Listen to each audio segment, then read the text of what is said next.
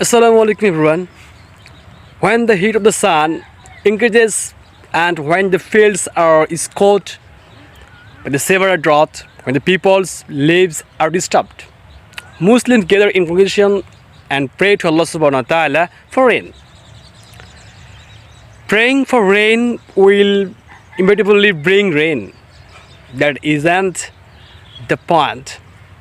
We pray to Allah subhanahu wa ta'ala for many things. Are all our prayers accepted before getting up from prayer? It doesn't go. So we can assume that our prayers are unsuccessfully or that Allah subhanahu wa ta'ala hasn't heard or will not listen to our prayers. No, it isn't like that. When Yusuf alayhi salam was thrown into a well by his brothers and Yusuf was eaten by of such a false report when they brought to their father Yaqub alayhi salam, what did Yaqub alayhi salam pray to Allah subhanahu wa ta'ala? He wanted sabrun jamil, means the most beautiful patient.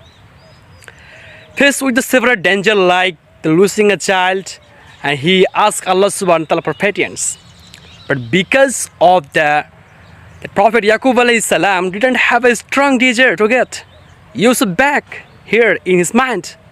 Of course, he wanted Yusuf back very much, but not in his own preferred time and manner, but in the appointed and preferred time of Allah subhanahu wa ta'ala. If you want to Allah subhanahu wa ta'ala's decision, you can't rest. As a result, Allah subhanahu wa ta'ala's Prophet Yaqub alayhi salam, peace be upon him, didn't say, "Oh Lord, give back my Yusuf." He said, "Oh Lord, grant me the gift of the patience." When Muslims raise their hands to Allah subhanahu wa ta'ala, they are in danger. The biggest thing that the signs in the raising of their hands is acknowledgement of being able to accept Allah subhanahu wa ta'ala's judgment.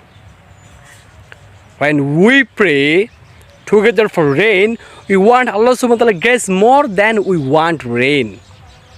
Allah subhanahu wa ta'ala can send that grace to us in several ways. Maybe He can directly send rain, accept our prayers. He may not give rain, but He will give us physical and mental strength to bear this unbearable heat.